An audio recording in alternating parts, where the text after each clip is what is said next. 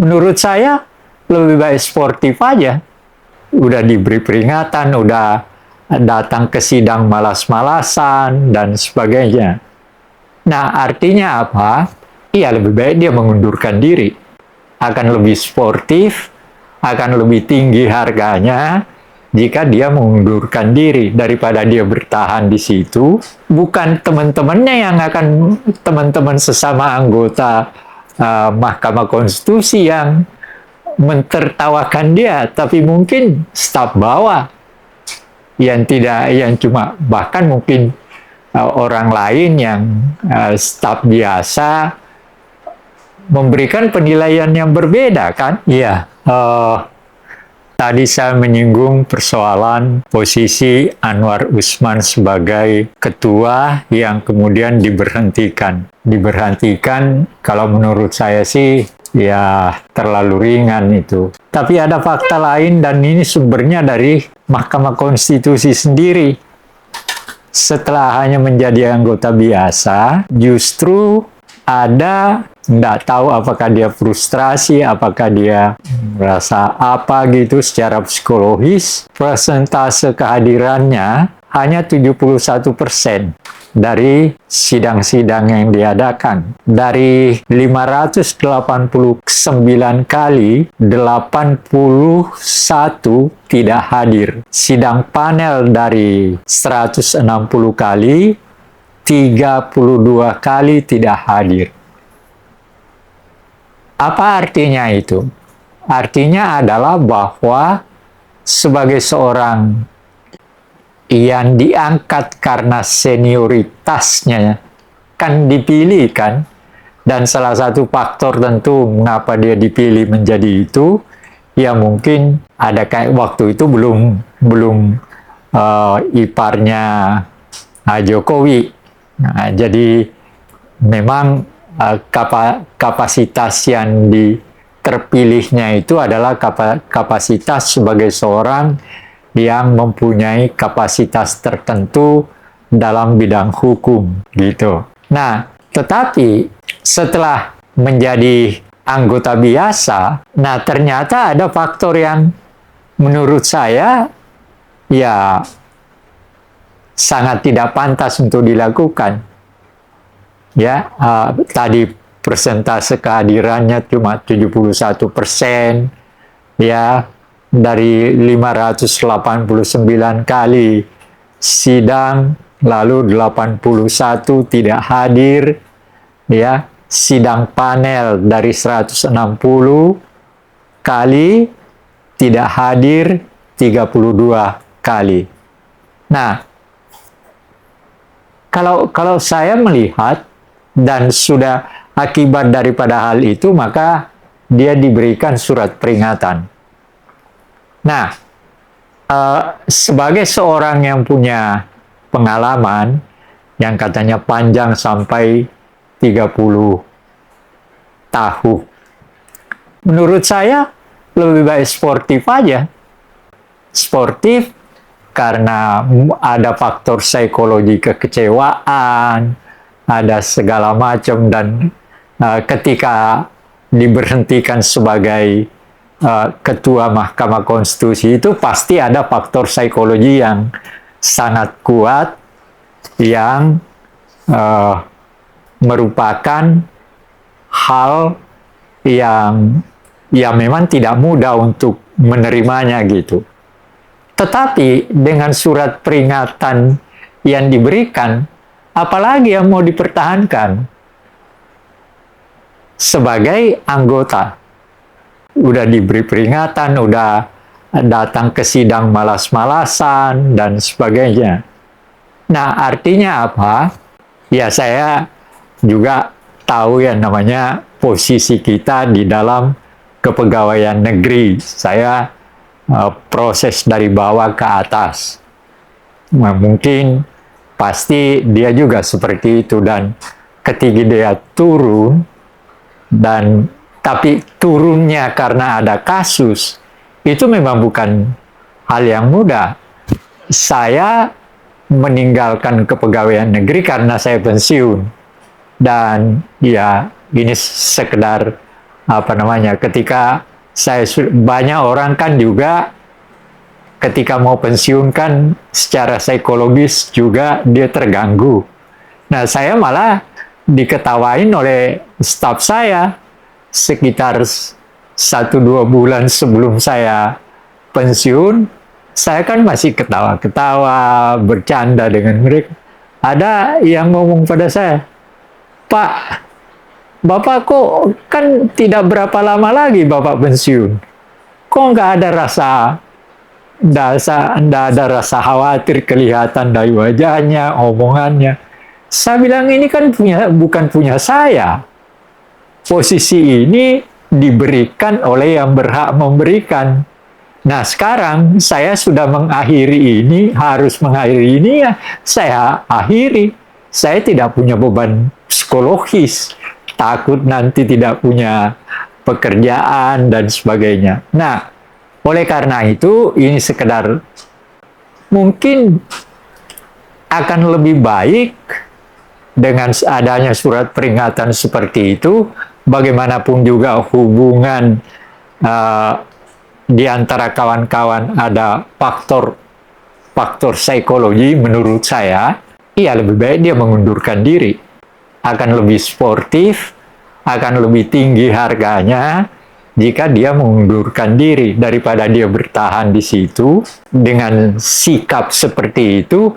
Kan malah bukan teman-temannya yang akan, teman-teman sesama anggota Mahkamah Konstitusi yang mentertawakan dia, tapi mungkin staf bawah yang cuma, bahkan mungkin orang lain yang staf biasa memberikan penilaian yang berbeda kan. Nah, ini menurut saya nggak kenal walaupun pernah saling menyapa di NTT ketika itu baru kawin dengan adiknya Jokowi. Dia juga ngomong, "Saya baca loh tulisan Anda," itu sambil lewat mau naik ke podium. Ya, terima kasih. Nah, oleh karena itu saya kira dengan data yang seperti itu dan kondisinya di Mahkamah Konstitusi sebagai anggota biasa dari ketua, dan lepasnya jadi ketua juga tidak enak, bahkan dibentuk tim yang kemudian memberikan hukuman pemberhentian itu diketuai oleh Profesor Jimli. Nah, saya kira itu catatan saya tentang Pak Usman sebagai anggota Mahkamah Konstitusi dengan tingkah lakunya sekarang setelah bukan ketua lagi tapi anggota biasa. Nah, kemarin kan udah dibahas mengenai konstitusi yang dilanggar, atau menurut kita lah konstitusi itu dilanggar. Kemudian memang harusnya lebih dari pemberhentian tuh, maksudnya gimana sebelum ada kondisi ini? Iya, ketika itu saya memang sebenarnya ketika tim itu dibentuk dan ini, ya dalam perkiraan saya, ya seharusnya dia dipecat, diberhentikan, bukan hanya diletakkan, bukan hanya jabatannya yang dilepas, melainkan dirinya sendiri seharusnya diberhentikan. Tapi alasan Pak Jimli tentu saja punya alasan yang jelas, yang pasti sebagai seorang mantan ketua MK. Yang pertama. Yang pertama. Maka saya menganjurkan untuk kehormatan dirinya juga sebenarnya adalah lebih berguna, lebih baik bagi dia. Karena apa? Kalau dia lepas dari situ, dia bisa memperbaiki faktor psikologi dirinya. Itu kalau menurut saya. Ya, saya tidak tahu ketika dia mendengar omongan saya ini apakah dia sepakat. Tapi bukan persoalan sepakat atau tidak dengan saya. Saya sebagai warga negara menyayangkan bahwa ada lembaga begitu penting mempunyai anggota yang bermasalah. Itu alasan saya, sehingga ya saya anjurkanlah lebih baik mengundurkan diri lah.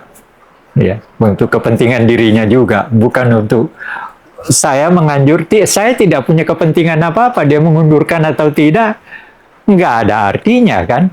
Tapi saya menganjurkan ini justru untuk kepentingan dia sendiri, faktor psikologinya, faktor hubungan dengan teman-temannya, lalu pegawainya dan sebagainya. Saya kira itu yang saya mau sampaikan. Terima kasih.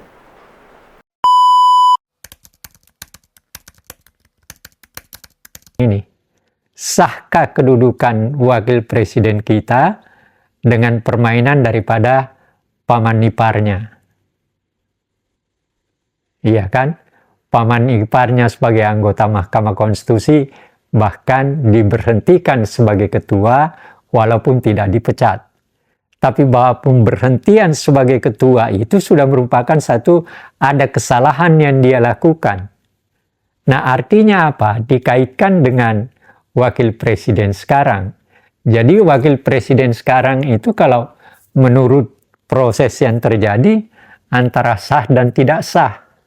Tapi kalau ditelaah memang ada pelanggaran konstitusional. Iya, itu saya tidak mau mengatakan itu karena saya mau serahkan kepada ahli konstitusi dalam arti kata Profesor Tata Negara. Tapi kalau dari atas sendiri bagaimana? Kalau saya menganggap itu suatu kesalahan.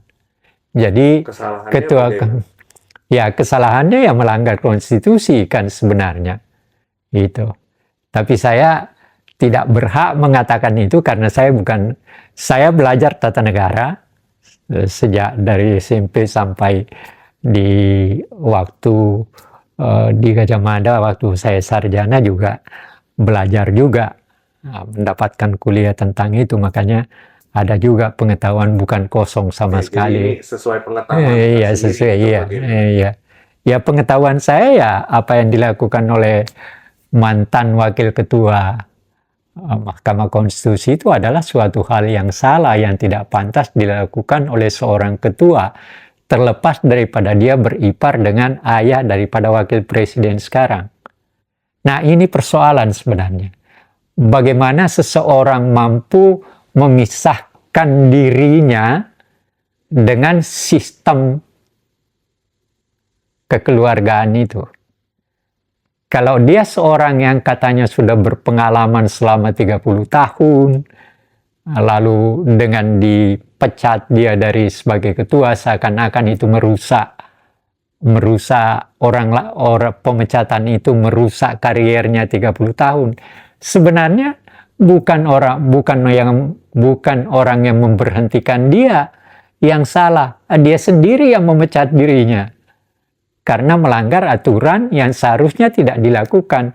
Tapi kesalahannya adalah juga dia tidak mampu memisahkan diri dengan hubungan kekeluargaan. Kan ini yang sering terjadi di kita. Ya, bagaimana susahnya itu. Dan itu sebenarnya sudah ada keputusan MPR kalau nggak salah yang berkaitan ketika awal reformasi, bagaimana kita harus memisahkan hal-hal seperti itu. Kalau sebenarnya memang ketika pemilihan presiden dan wakil presiden, yang jadi persoalan besar itu adalah posisi Gibran sebagai wakil presiden akibat daripada tindakan paman iparnya gitu. Iya kan? Nah, dalam arti kata konstitusi, menurut saya ya tidak konstitusional. Menurut saya. Ya, saya bukan ahli, tapi saya pernah belajar juga. Jadi dan saya baca. Ya, iya. Dan mudah-mudahan ada teman-teman dari ahli tata negara, hukum tata negara, dan juga melihat hari depan kita. Maka saya beranggapan bahwa saya mengatakan ini tidak menuntut si Gibran untuk keluar, untuk berhenti atau di impeachment. Sama sekali tidak. Saya hanya mau mengatakan bahwa posisinya sebagai wakil presiden kurang konstitusional. Berdasarkan kenyataan bahwa ketua Mahkamah Konstitusi diberhentikan. Yang menurut saya bukan hanya diberhentikan, tetapi justru dipecat sebagai anggota Mahkamah Konstitusi. Itu yang kalau saya berpendapat seperti itu. Dan itu menjadi pelajaran untuk kita Iya, juga untuk ke depan. Ini apa ya? Refleksi yang kita lakukan, saya lakukan ini sebenarnya tujuan utamanya adalah menuju ke hari depan. Mulai dari tahun depan dan seterusnya. Jadi, makanya saya kaitkan ke depan bukan hanya tahun 26, tapi sampai ke tahun 45. Jadi kalau ada seperti pelanggaran konstitusional lagi, ada pelajarannya bahwa Iya, ini dianggap sebagai kesalahan konstitusi. kesalahan ya. Saya berpendapat seperti itu. Oke.